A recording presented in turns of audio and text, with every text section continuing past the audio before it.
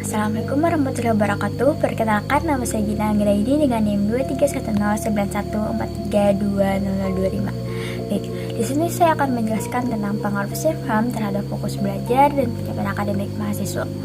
Stres yang dialami mahasiswa baik dalam bidang akademis maupun non-akademis semakin banyak terjadi. Reaksi stres mahasiswa cenderung beragam. Salah satu kemungkinan yang mungkin terjadi pada mahasiswa akibat stres yang dialami adalah melakukan self-harm atau menyakiti diri sendiri. Mahasiswa sering mengalami tekanan akademik yang tinggi karena tuntutan prestasi akademik yang tinggi, jadwal yang padat, dan harapan yang tinggi dari diri sendiri maupun orang lain. Self-harm merupakan kondisi yang berbahaya karena dapat menyebabkan luka atau cedera serius, bahkan kematian yang disengaja. Self-harm juga dikenal sebagai perilaku yang ditandai dengan sengaja menimbulkan kerusakan fisik pada diri sendiri tanpa niatan untuk bunuh diri. Perilaku ini sering digunakan sebagai mekanisme coping bagi individu yang berurusan dengan tekanan emosional dan dapat memiliki dampak signifikan pada prestasi akademik mereka. Self-harm adalah perilaku kompleks dan beragam yang dapat bermanifestasi dalam berbagai bentuk, seperti memotong, membakar, memukul diri sendiri, atau tindakan lain yang merugikan diri sendiri.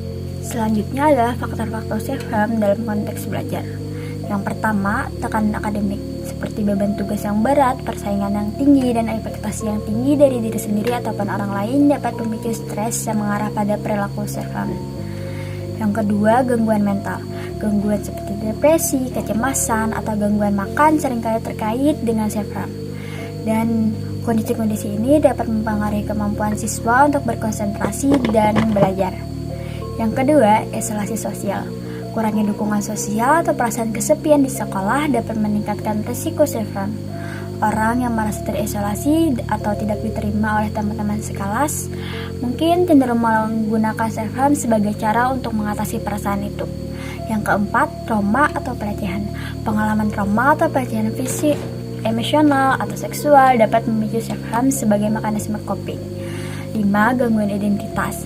Orang yang mengalami kondisi identitas termasuk masalah dengan orientasi seksual atau identitas gender mungkin mengalami stres tambahan yang dapat memicu self-harm. Yang keenam, kurangnya keterampilan coping. Orang yang tidak memiliki keterampilan untuk mengolah stres atau mengatasi masalah secara sehat mungkin cenderung menggunakan self-harm sebagai cara untuk meredakan tekanan. Dampak self-harm terhadap fokus belajar dan pencapaian akademik mahasiswa. Yang pertama adalah gangguan konsentrasi.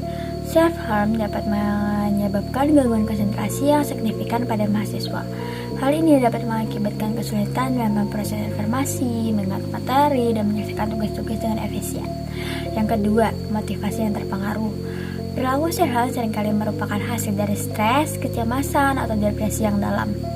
Konsekuensinya, mahasiswa yang terlibat dalam self-harm mungkin mengalami penurunan motivasi dalam menjalankan aktivitas akademik. Yang ketiga, produktivitas menurun. Mengganggunya produktivitas mahasiswa dengan mengalihkan perhatian dan energi mereka dari tugas-tugas akademik ke tindakan merugikan diri sendiri. Waktu yang dihabiskan untuk memikirkan, merencanakan, dan melakukan self-harm dapat mengurangi waktu yang tersedia untuk belajar dan mengerjakan tugas. Strategi pencegahan self-harm di lingkungan akademik. Kesehatan mental mahasiswa telah menjadi perhatian utama di lingkungan akademik karena meningkatnya kasus self-harm di kalangan mereka. Dalam konteks lingkungan akademik, tekanan akademik, ketidakpastian masa depan, dan tekanan sosial dapat menjadi pemicu yang memperburuk situasi mental mahasiswa. Perlu ada strategi pencegahan yang efektif di lingkungan akademik untuk mengurangi kasus self-harm dan mempromosikan kesehatan mental yang positif di kalangan mahasiswa. Salah satu strategi utama dalam mencegah di lingkungan akademik adalah meningkatkan kesadaran akan masalah kesehatan mental dan self-harm. Pendidikan dan pelatihan tentang kesehatan mental harus menjadi bagian integral dari kurikulum akademik. Seminar, lokakarya, dan program-program pengembangan diri dapat diadakan secara teratur untuk memberikan informasi tentang tanda-tanda peringatan self-harm, cara mengelolanya, dan sumber daya yang tersedia bagi mahasiswa yang membutuhkan bantuan. Selain itu, pendekatan yang proaktif dalam mendeteksi dan memberikan intervensi dini kepada mahasiswa yang berisiko self-harm juga penting. Konselor terlatih harus tersedia untuk memberikan dukungan emosional dan konseling kepada mahasiswa yang mengalami kesulitan mental. Selain itu, program-program dukungan kelompok dan sesi konseling kelompok juga dapat membantu mahasiswa merasa didukung dan terhubung dengan orang lain yang mengalami masalah serupa. Selanjutnya, penting untuk membangun lingkungan akademik yang mendukung dan inklusif. Mahasiswa harus merasa nyaman untuk mencari bantuan dan berbicara tentang masalah pribadi mereka tanpa takut dijauhi atau dihakimi oleh teman sebaya atau staf akademik. Selanjutnya adalah pengobatan untuk mahasiswa yang terlibat dalam self-harm. Ketika mahasiswa terlibat dalam perilaku self-harm, penting untuk memberikan pengobatan yang tepat guna mengatasi masalah kesehatan mental yang mendasarinya. Terapi psikologis dan konseling merupakan pendekatan utama dalam menangani self-harm, bersama dengan pengelolaan medis jika diperlukan. Jenis-jenis layanan kesehatan mental dan terapi yang tersedia untuk mahasiswa seperti: pertama, konseling individual. Konseling individual dengan seorang terapis dapat membantu mahasiswa memahami alasan dibalik perilaku self-harm, mengembangkan strategi mengatasi stres, dan memperbaiki coping dan keterampilan interpersonal. Yang kedua yaitu terapi kelompok, memungkinkan mahasiswa untuk berbagi pengalaman mereka dengan orang lain yang mengalami masalah serupa. Ini menciptakan dukungan sosial dan memperkuat perasaan keterhubungan sambil mempelajari keterampilan baru untuk mengatasi self-harm. Yang ketiga yaitu terapi kognitif perilaku atau pendekatan terapeutik yang terbukti efektif dalam mengobati self-harm. Ini membantu mahasiswa mengidentifikasi dan mengubah pola pikir negatif serta perilaku yang mendasari self-harm. Yang keempat, terapi dialektis perilaku, jenis terapi yang sering digunakan untuk mengobati self-harm, terutama pada individu yang juga memiliki diagnosa gangguan kepribadian.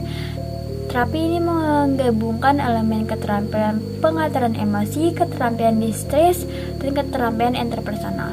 Yang kelima, pengobatan psikiater jika self-harm terkait dengan gangguan mental tertentu seperti depresi atau gangguan kecemasan.